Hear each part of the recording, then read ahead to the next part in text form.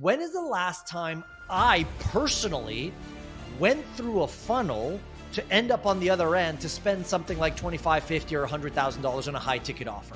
And the short answer was zero, never. Nicolas Kusmich, founder of the H2H Media Group and the Marketers Council and creator of The Art of Lead Generation. Best known as the world's leading Facebook advertising strategist, and for having the highest ROIs in the industry. What is really our ideal outcome here? Getting someone on the phone to see if you have a good fit to either make them an offer to join your program or not. That is where we're trying to go. What's your thought process around creating content, ads, organic, whatever, that is designed to get more engagement from your audience? That's such a good question because... The Content Capitalist Podcast. Hey guys, welcome to another episode of the Content Capitalist Podcast. I have a guest who I met in an interesting way, and I'll tell the story real quick. My son, who I was training to start working for me in my business in marketing, he said, "Dad, I found this really cool course online that's going to tell me everything I need to know about running your ads on Facebook and on Instagram." And I can't remember how much it was, $200 or $500 or something like that. He said, "Can I buy this?" And I said, "Before you buy it, I want you to find 3 others, and we'll compare all 3 and see which one's best." He says, "Fine." Comes back a couple of days later, and there was a clear winner. We bought the course. My son did super well, learned everything he needed to do to run the ads for my business. I actually brought customers in on a steady clip, and that course was created by someone named Nicolas Kusmich. And today I have the privilege of having him on my show. Nick, welcome to the pod. Okay, that's awesome. I didn't actually know like those specific details, which is great. I do remember, and God, I don't know how many years ago, but where we bumped into each other in the hallway at Traffic and Conversion Summit and was able to shoot a little video for your son. So like, man, time flies, but I'm so glad that we're connecting here and sharing this conversation together. Absolutely. And, quick update, like he no longer works for me. He got headhunted by a ad agency based in New York who was opening up a Japan branch. And like, he's just been like going really, really well on that trajectory. And I think your course had a big part in just helping him to wrap his head around the world of marketing. So thank you for that. That's amazing. I was going to say, is that something the fact that he left his dad to work somewhere else? I don't know if that's something that you want to thank me for or not, but the fact that he's doing well and he's successful now, I love hearing that. I think that it was Alex Hormozy who said this in a quote, and I'm going to butcher this, but what he said was, "Nobody wants you to do better than themselves except your father." And I'm like, if I really dig deep, maybe that's true. I like to say like, I want, my peers to do amazingly, but without a doubt, I want my kids to outgrow me in every way. And that's no holds barred. So when he had that opportunity, I was like, "Son, you got to go for this." So I'm happy and thankful for that in every way. But that's how we came into each other's worlds, and that really helped my business. So thank you for that. No, and it's been a long time. Let's just see all that you're doing now and all that you've accomplished. It's great to know that our paths cross somehow. So yeah, I'm excited. They have. Absolutely. So I think that you don't do like all this flashy like influencer stuff like some other people do. And in case people haven't heard of you yet, could you give us a 30,000 foot view? What is it you do, and what kind of people do you help? Yeah, that's a great question. That's evolved over time, like all of us, right? But if you're asking me right now, we have 2 sides of the business. One side is our Facebook advertising or Meta advertising agency, where we in fact buy ads on behalf of companies to get their ideal prospect to see the messages that they want to deploy. So that's the media buying side of the business. On the other side, we have a consulting, training, education arm of the business, where our real focus at this point, and this is just because of my history and my experience, is to serve those who are in the quote unquote high ticket space. And I say high ticket is defined as any transaction that requires typically a phone conversation to close that business. Those are our ideal prospects. And what we've created over the last couple of years is something I call the anti-funnel or the frictionless funnel method, because frankly, the entire internet has been sold on the lie that the funnel is the best way to sell something. And I am begging to disagree with that. And we've created a process that is just far more streamlined, far more easier for those who essentially need more sales appointments on their calendar without all the fluff of the traditional, old school, outdated kind of funnel process. I'd imagine that also makes it much easier to pivot and change strategy, because then you don't have like 30 landing pages and 50 emails and 500 text messages to go and edit and reroute, right? That's a mess when you got to fix Well, stuff in a I love how foundational you order. bring that up because I feel like entrepreneurs, for the most part, are addicted to complexity. Like, business is simple, marketing is simple, being a good father is simple, working out and losing weight and getting in shape. These are all simple things. But in order for a marketer to sell something, they have to complicate it. It's, oh, you can't just macros in, macros out. It's not like that. You have to time this and at this precision with this brand at this time and cold plunge for 4.5 minutes. Like, we just like to complicate things. And frankly, I believe that that's escapism for most people. It's just, how do I try to manipulate people to sell more stuff? And how do I escape from the simple? And I'm glad that there's other people doing that because it allows me to just come and say, hey, can we just simplify things and see if that works better? And I'd say 99% of the time it does. So you're right. It simplifies the whole thing. Jeff Bezos had this policy, adding on to what you said, where I think he had just gone through seeing a bunch of presentations from, his executive team. And then he wrote a company-wide memo. And I don't know if this is still in effect, but this was early days. And he says, from now on, the only kind of presentation that you're allowed to give in any, executive meeting is text only. Because I see people hiding behind fancy slides with animations and beautiful graphics and photography and fonts and all this stuff that distracts us from what's the actual value of what you're proposing here. And it's harder to hide behind words than fancy graphics and slides. And in your case, what you just mentioned, funnels, automations, cold plunges, red light therapy, whatever that's going to be. So yeah, back to like, what's the actual value prop minus all the other crap. Yes. 100% agree with you there. Yeah, I love that. That's actually, I printed out some questions here. Okay. And the first one was going to be, walk us through what's the, this concept of simplifying versus complex concepts, because No I know kidding. that you're so heavy on that. And actually, the question was going to be more like, can you share an instance, one example Yeah. of when that happened very effectively for one of your clients? Yeah, or even myself. Like, I could speak to myself, I could speak to our clients, and the answer is generically the same. But in my life, I have come to the point where, and I'm not even that old, but I feel like I'm too old to deal with over complicated, over messed up, over sensationalized type things. And at one point, I was just looking at my process, and I always try to follow the rule of the straight line, right? What is a straight line? Technically, it's the closest distance between 2 points. And so in my own marketing, I was getting caught up with trying to be an influencer and trying to put out all this kind of stuff and starting a newsletter and doing LinkedIn content and having the most fanciest funnel that existed on the planet to try and, get my ideal prospect into my world. And then I said, well, wait a second. I had this realization of two things, actually. One is, when is the last time I personally went through a funnel to end up on the other end to spend something like $25, $50, or $100,000 on a high ticket offer? And the short answer was zero. Never. Never did I go through a webinar or some kind of funnel to spend that much money at the end of the day.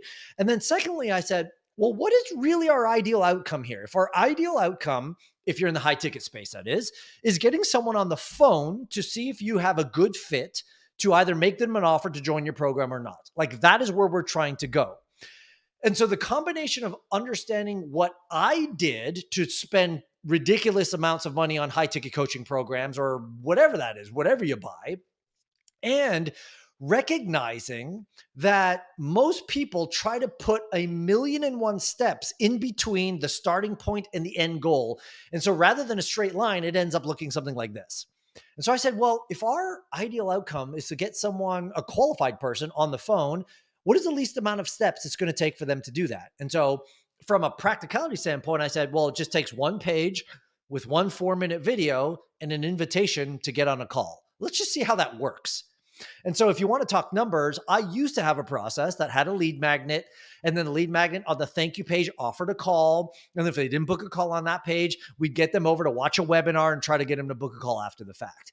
And on average, I'd spend anywhere from $600 to $800 per call to get someone on my calendar. Now, were those numbers great? They weren't, but they still worked economically. It just meant I was working with tight margins and there was little room for error.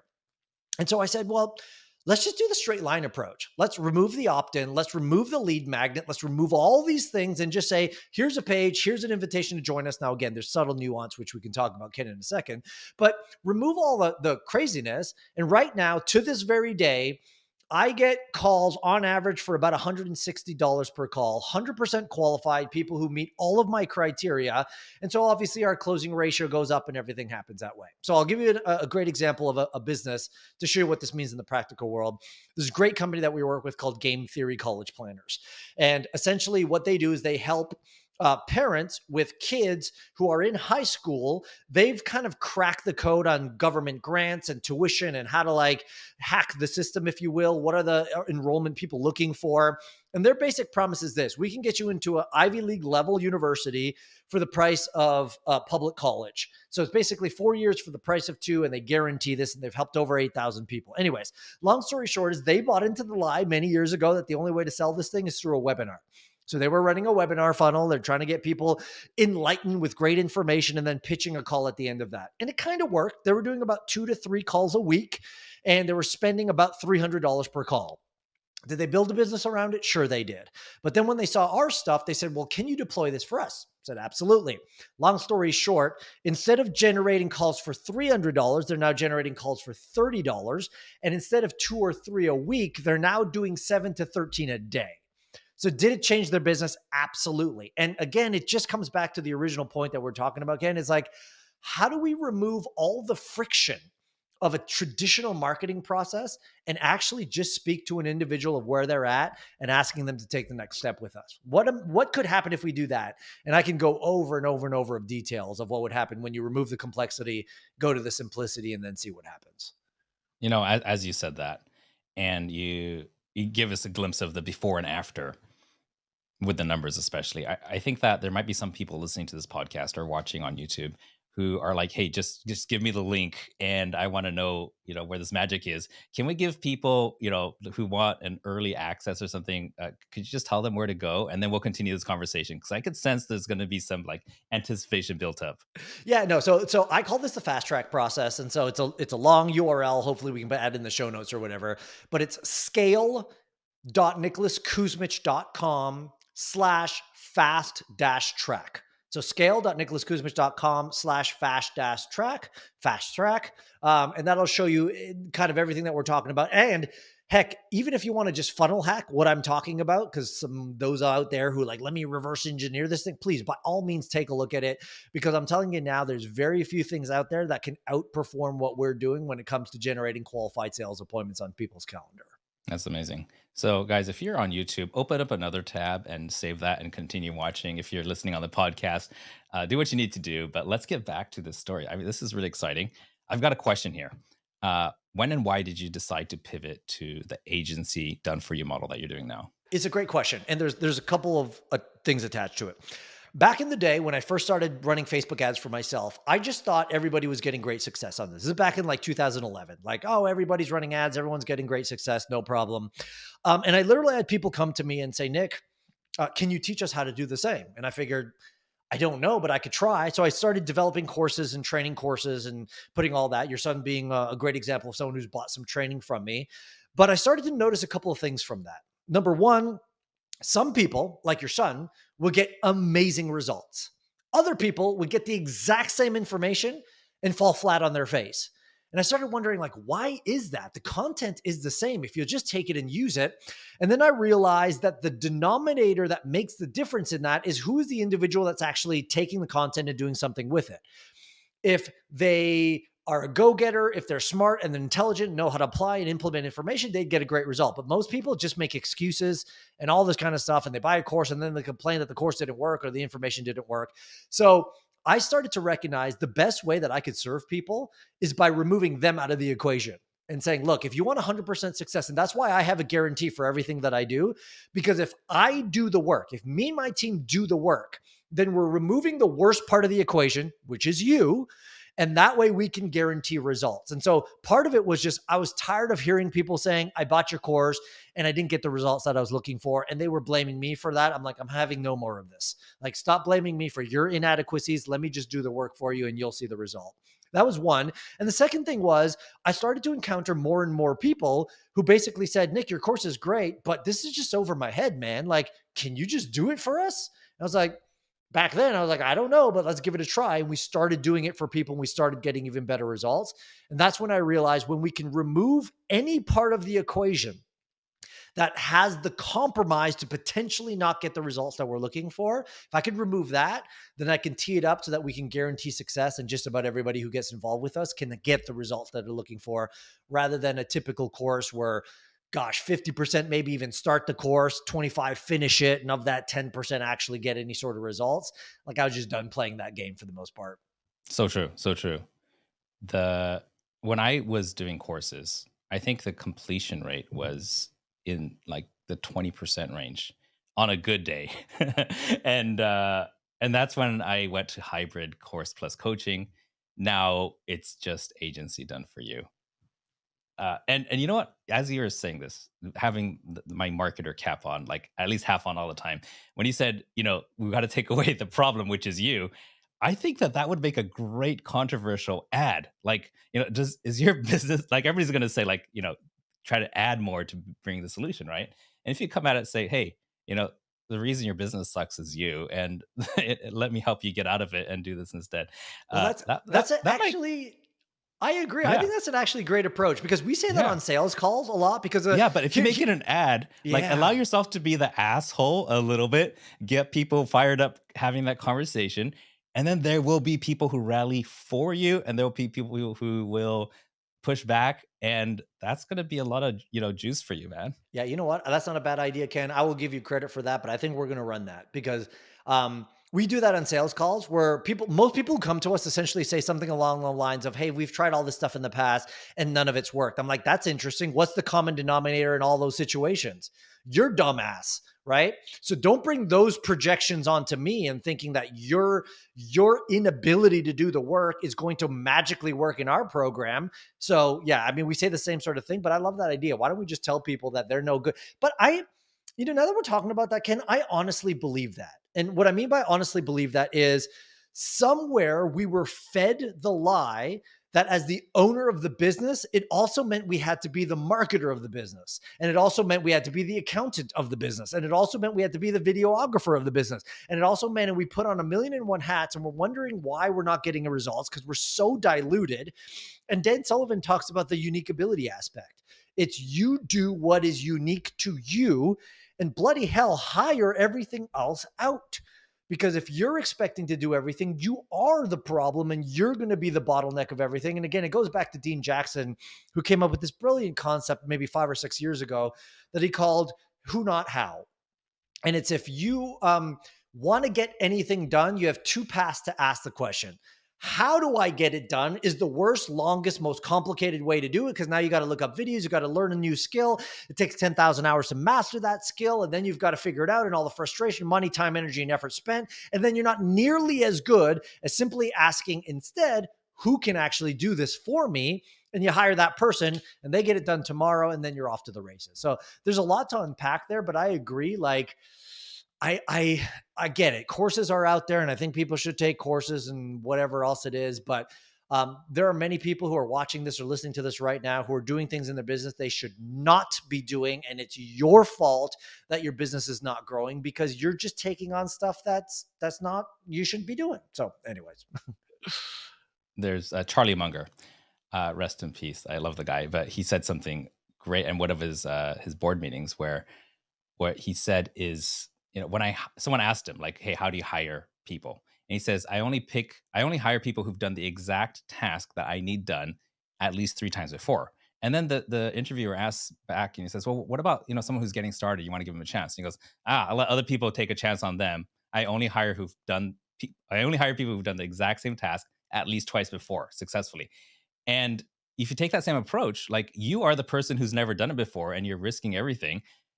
An agency or another expert done it multiple times, better choice.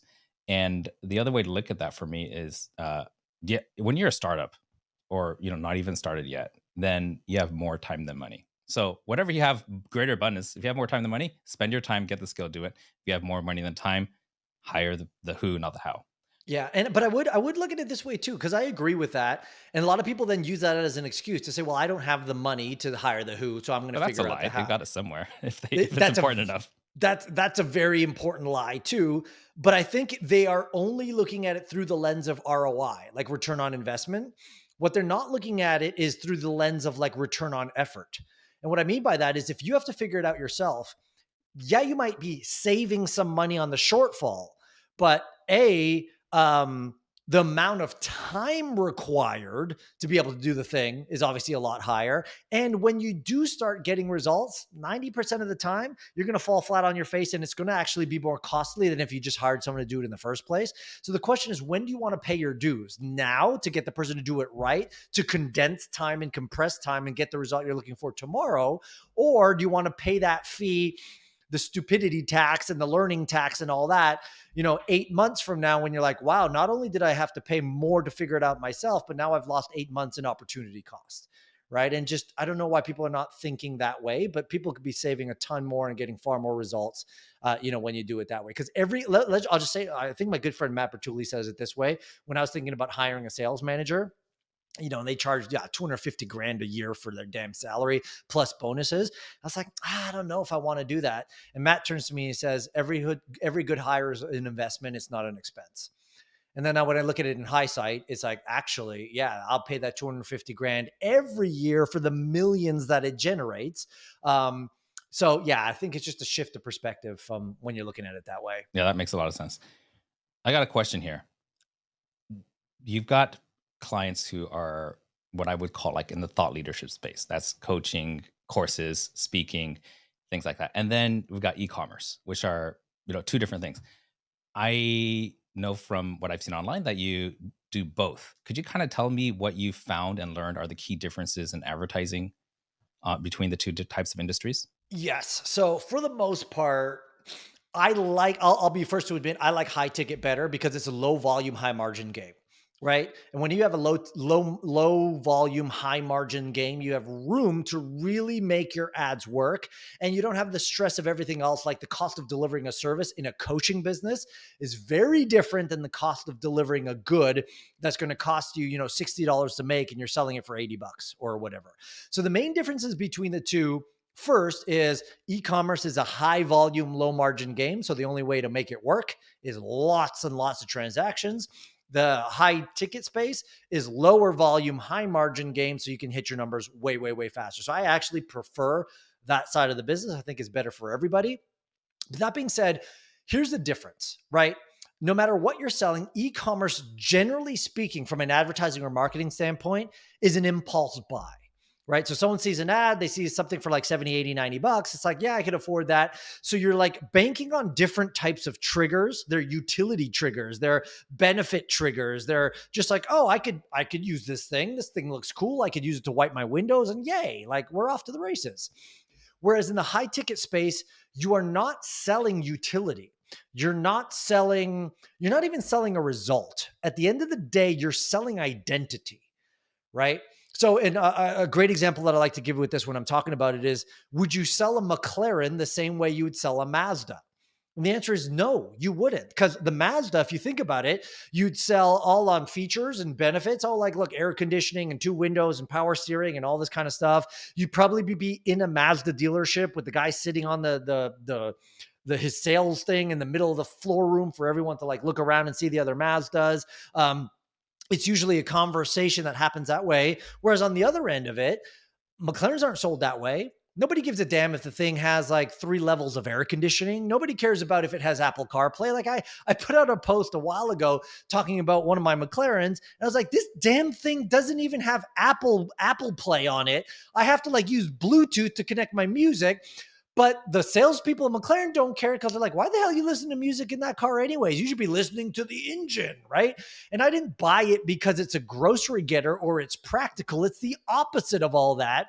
But I bought it because it reinforces a story about my identity and the story I tell myself about myself. So I think that's a very clear distinction that we have to realize is that if you sell high ticket, you're selling identity. You're selling things that move people on a more emotional, like deeper level. If you're selling e-commerce trinkets and stuff, you're just selling based on utilities. How this is going to make my life a little bit better, or this is cool to have, or can I show my friends? It's an impulse buy, and so you approach it very differently. Absolutely. The When you bring up McLaren, tell me what exactly is the sales process in contrast to average what we're seeing, like what you mentioned, Mazda? Is it like a private room? Is it like, just walk me through that. What did that look like? Yeah, so it was a Because couple I don't things own a actually. McLaren and I never bought a new McLaren, so I'm curious now. Well, oh, sorry. One of the things like was very interesting is McLaren is similar to Ferrari. That if you want some of the types of the vehicles, the most recent one that I got, um, there's this whole like process you have to go through. Like you can't just buy it, right? You have to go through an application process.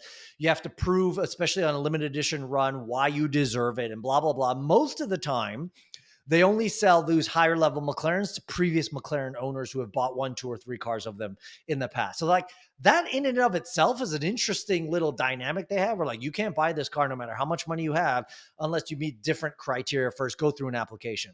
The second thing is, so I'm on my third one now. It was all, I never even saw the car.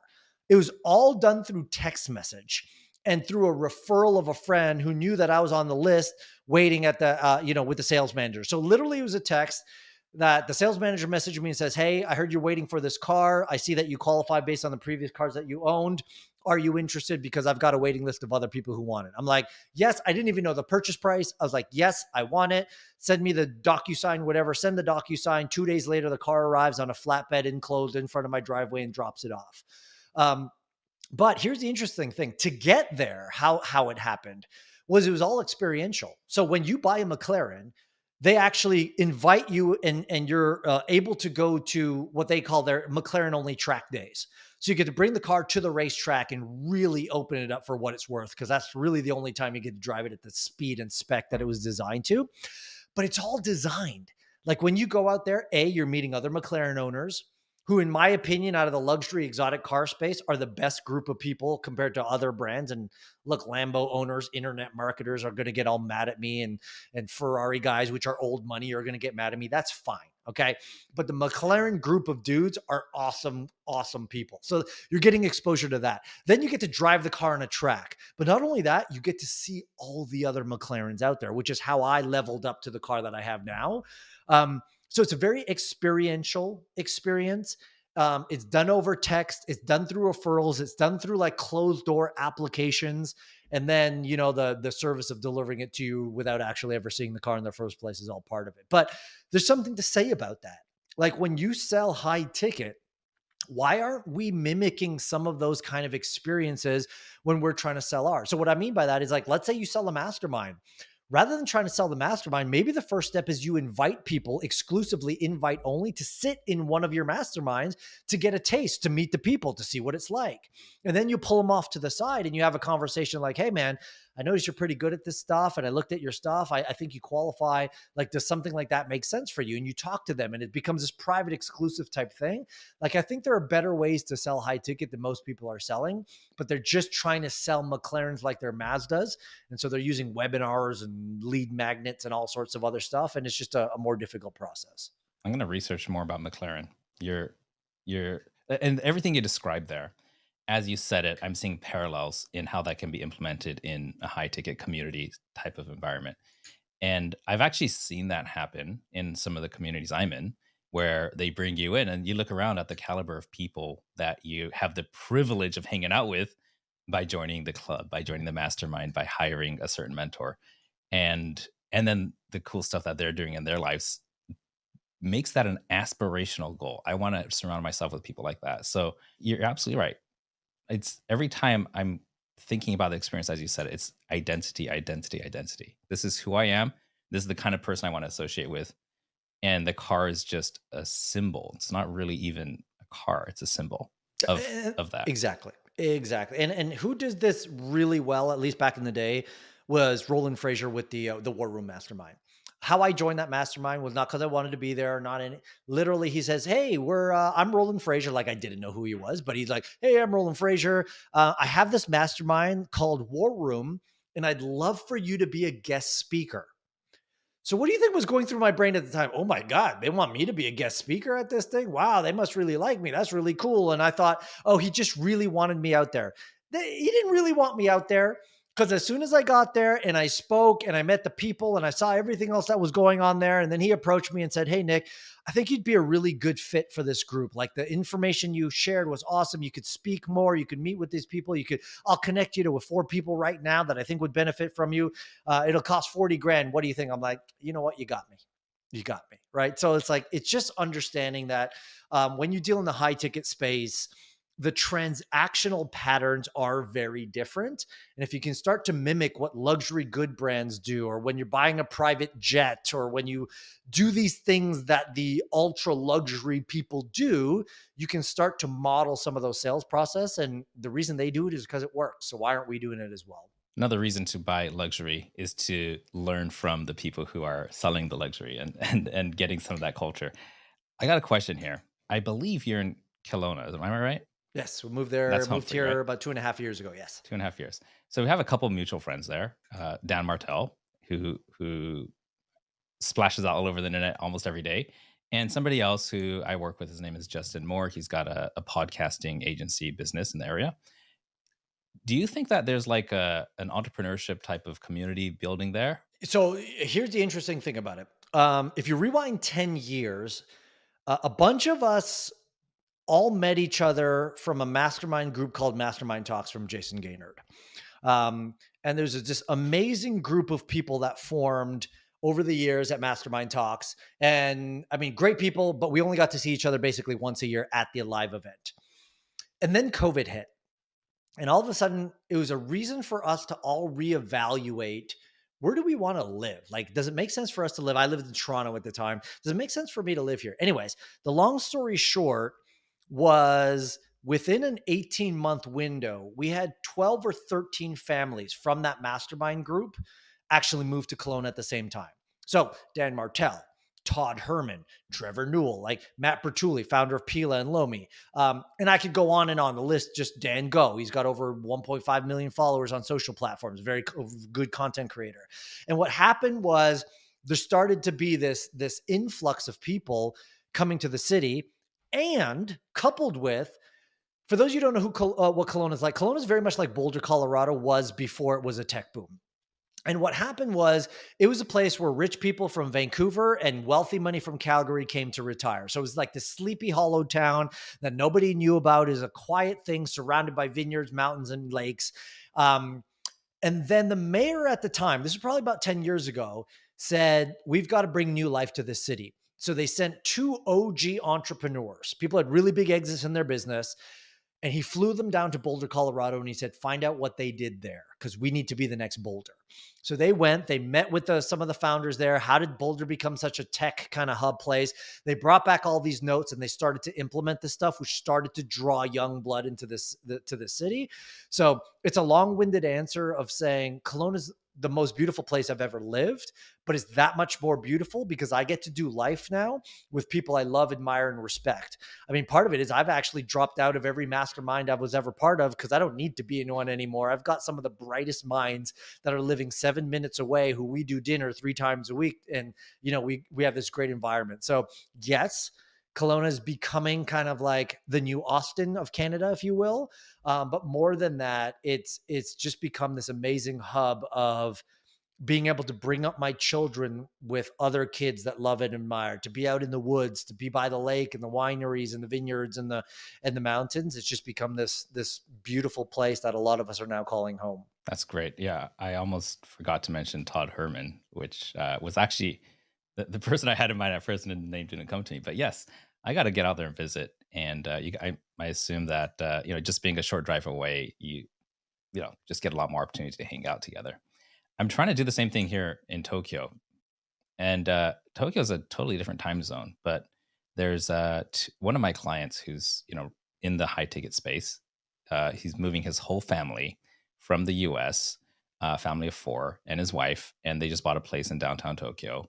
Our mutual friend Taki, he comes here often with his kids. My kids hang out with him, and there's more and more entrepreneurs. So I'm trying to bring to, within walking distance of where I am, because then, selfish reasons, but also Tokyo is a cool place. So, I think that there are these hubs that happen. I think San Diego happened early on with the early internet marketers, right? We're talking about Frank Kern, the Mike Filsames, those guys.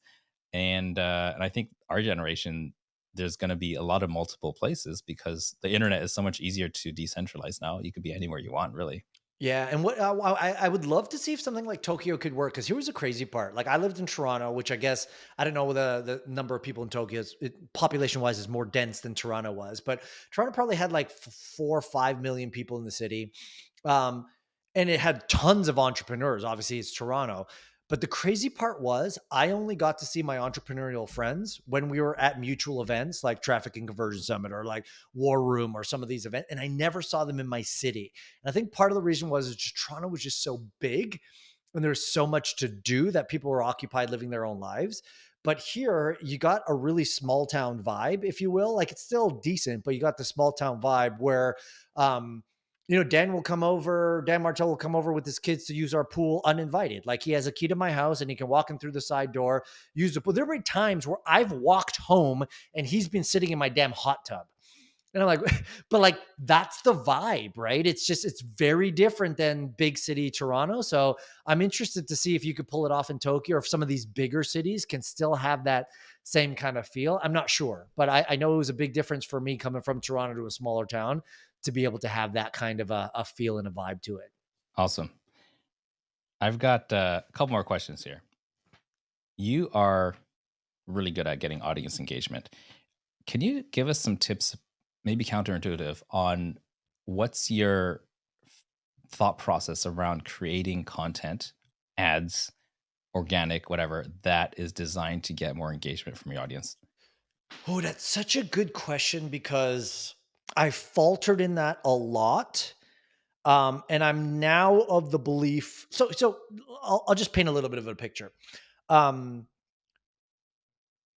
I always thought this was before we have what we have now in social media platforms. Like you need to grab attention, right? Grab a pattern, interrupt, say something engaging, create curiosity, and then people will engage in your content. And I thought back in the day I was pretty good at that, but then the world catches up and there's a lot of people doing like now. I mean, Hormozy changed the way people produce content. And everyone wants Hormozy style videos or whatever. Like there's different interesting trends that have come up, but there's this guy on YouTube. I forgot his name. He's this like 24-year-old, really jacked dude with long curly hair, and he's a bodybuilder. Sulek. Who's it? His name is Sulek, I think. Is it? Is he like this younger 20-year-old white guy? He's got like curly black hair, and he always wears an oversized baggy t-shirt, right? When he's that might be him. But he basically went from a no-namer to like having, I don't know, hundreds of thousands, if not 1 million plus followers on YouTube. It's something like that. I don't know his name. I stumbled across him one day. And here was the crazy part about this. It's like when you watch his content, and I only watched a little bit because I'm not really into the whole bodybuilding thing, but I was interested to see why this guy has so many followers. This dude is the most unarticulate, boring, non-flashy. He's just basically the opposite of the internet, right? He's not doing anything spectacular. He's not dressing funny. He's not loud and obnoxious. He doesn't have things coming. He's just this little dude who like will push his shopping cart he's like, oh, eggs, let's get eggs. And he puts it in. That's definitely Sam Sulek we're talking about. Okay. And then he's like, oh, I'm in the gym and I'm just going to do these rows. And I'm watching his YouTube channel blow up. And I had to figure out, like, again, I'm not an expert by any means of why YouTube channels blow up. Cause I mean, I don't spend much time on YouTube, but I think what's starting to happen now is people are looking for authenticity, right? Because this guy could have just been like, oh, let's look at all the other bros out there doing weightlifting videos and copy the same. I think he would have got 0 followers then. But he's just like, I'm just going to be me. And I'm going to like do my thing. It's that also that I forgot his name again. Sorry, I'm not caught up. I don't spend much time on social media, but there's that dude who wrote the song that all of a sudden became this legend. It's like the country song about capitalism or whatever. He got a Childish gazillion, Gambino or something. I mean, it's something like that. And like Joe Rogan wanted him on the podcast and he said no for the longest time and then finally went on the podcast or whatever. But again, it's the same sort of thing. It's just the dude was like, I just want to sing with my guitar about things that I enjoy. And I don't care what the internet says or how they respond or how they react. So all that to say is a long-winded way of like, do things like captions and the way you say it and however you point content and start with a pattern interrupt and all this thing in video, like, does that make a difference? Yeah. Mr. Beast is a great example of someone who's figured and cracked the psychology of how to keep watch time. But is there also something to say about what if you just said F all that? Like, I'm not going to follow the formulas. I'm not going to follow what everyone else does. I'm not going to look and act like everyone else just because I think that's the way to do it. And what if I just build my own algorithm to say, I'm going to be who I am, post when I am about the things I like? Does it mean you'll get a gazillion followers? I don't think so. But here's what I do know about the internet and something that I ring true to this day is that yes, people buy based on content, but I do believe much more than that people buy based on how well they resonate with you. And the only way someone can know if they feel like they're on the same frequency and resonate with you is when you put out, maybe here's a school of thought, POV content versus how-to content. And POV simply means point of view. Like, what if you just shared about what you thought to be true about many different things, except just how-to information, in my case, about like how to run great ads or how to get more clients? I find I get far more engagement when I talk about biohacking and the fact that I just got stem cells injected into my brain through my nose or like cold plunge. Like, it's just because now I'm just sharing my point of view on life. I'm not saying everybody's got to believe this point of view. I'm just sharing about my point of view on life. And now the people who are in line with that start to follow and engage. And the people who don't, they weren't going to be customers anyway. So maybe not the answer that we were looking for and maybe not the most direct way to do it, but I'm just leaning into, because I fell into that trap of, oh, let's just produce content like everybody else. Let's just put out the formula that everyone else says to follow. And I found it wasn't working for me. And the moment I just started kind of being more of who I was, started getting a little bit more traction that way. That works. Here's my last question. Your domain is mostly, and expertise is mostly going to be in ads and optimizations of ads. And I'm in the organic content marketing space. Could you tell me how you see these two complementing and helping each other? Like, what's the connection and where do you see them dovetailing together? It's a great question because again, I'm a hard paid ads guy, and because I've never cracked organic, I make organic the enemy. But that's just part of my marketing. Like, all right, don't do organic, do paid ads. That's fully marketing. I'll be honest in that. I think if you want to be successful today, you need both. Organic is going to build a brand, a personal brand. And that's where we see a lot of attention going, right? I'm not talking about just being an influencer, but I'm talking about the Logan Pauls of the world who spent all these years building a brand and getting billion-dollar deals with like Prime and actually like being able to leverage their personal brand and have a following. There's something about having a following and knowing how to connect and engage with that following through organic content that has a place in the world. And then you just have paid ads, which is one of two things. It's fuel to the fire. So if you already have an organic following and you want to light that up and get your content out to more of them and do all that, it lights that aspect on fire. And it's a faster growth engine because it's going to expose you to more people faster than organic would. So I think if anyone's playing the game for the long term, organic is a slow growth process, but it builds loyal fans and followings, which I think is important in business. Paid is the rocket fuel that gets you there very quickly and gets you the results that you're looking for. But the downfall is if you don't have organic on top of that, the moment you stop paid, everything disappears because you're not building anything. So when you can bring the two together and say either use paid for rocket fuel or paid to get exposure to then continue to build organic, you kind of get the best of both worlds. And that's where you can win long term. Thank you so much for that. And that makes perfect sense. We got to wrap this up. And if you were to leave an aspiring entrepreneur who's struggling with their marketing and struggling with getting customers in the door, if you're to leave them with one word of advice for them to chew on as a result of this podcast, what would that be? I think there's a couple. One would be similar to like rewind back to the original part of this conversation. And that is saying, um, ask yourself who, not how, because it'll get you just way faster. The way to results is by figuring out how to collapse time, and you can collapse time with people, and you can collapse time with frameworks, and you can collapse time with playbooks. But figure out how to collapse time because it's going to be tricky. Secondly, roll up your sleeves and get ready to have your knees bloodied. Like, I don't know who did us this disservice of saying entrepreneurship and marketing is going to be easy. That's the biggest lie. You want easy, get a real job. You go to work, get paid, come home, watch Netflix, drink a beer, go to bed. If you want the most frustrating roller coaster ride of emotions ever known to man, that's put more stress on marital relationships, that's more put stress on parental relation, like that's what you've signed up for. So remove from your thought patterns that this is going, now, does it get easy at some point? Potentially, but remove from your thought that you've picked the easy road, you've picked the difficult road, so roll up your sleeves and just get ready to do that. And I think the third thing I will say, and maybe I can end with this story, Ken, if that's okay. I was sitting in a mastermind with a now friend, an old friend named Carl White. And it was a $25,000 mastermind. And we're sitting there. It was day one, minute 5. Like we just literally got there. We sat in our seats. We're watching what's happening and going on. We're taking some notes from the first 5 minutes. And literally, it must have been 7 minutes into this thing. Carl closes his portfolio where he's taking notes on. He's old school. He doesn't even have a laptop. Closes the thing and he walks out of the room and he says, guys, I'm done. I'll see you next mastermind. And I couldn't bear figuring out what the hell's going on. It's 7 minutes in and he just left. So I actually ran out of the room. I chased him. I said, Carl, where are you going, man? What's going on? And he goes, I got my $500,000 idea that I'm going to implement for the next quarter. I'm like, okay, but what about the rest of it? He goes, anything else now will just be a distraction, and I don't need a distraction. I know what I need to focus on in the next quarter. And he said, Nick, let me tell you a story. And it's a story of unfinished bridges. And he goes, generally, people start on one side and they're trying to get to the other.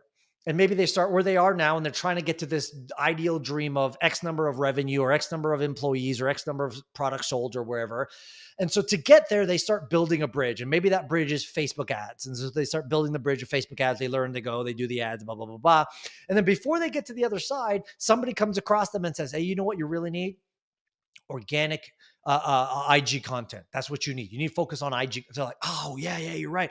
I need to do the IG content. So they start building that bridge. And then someone stops and says, you know what you really need is focus on your YouTube, man. YouTube is where it's at. So he's like, you're right. You know what? And he starts, and you know where I'm going with the story. This is what Carl's telling me. And he goes, what happens is 5, 10, 15 years goes by and you look back and you see just a series of unfinished bridges.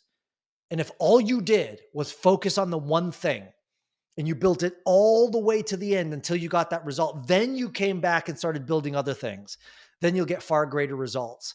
And that story stayed with me forever, man. And I try to live like Carl does. And the moment I get the idea that I need to focus on, it's how I read my books. If I'm reading a book and I get to an action item, I will close the book and not come back to it until I've actioned that item. If I'm watching a training, if I'm at a mastermind and someone gives me an idea, I leave and I say, until I action this, I'm not coming back for more.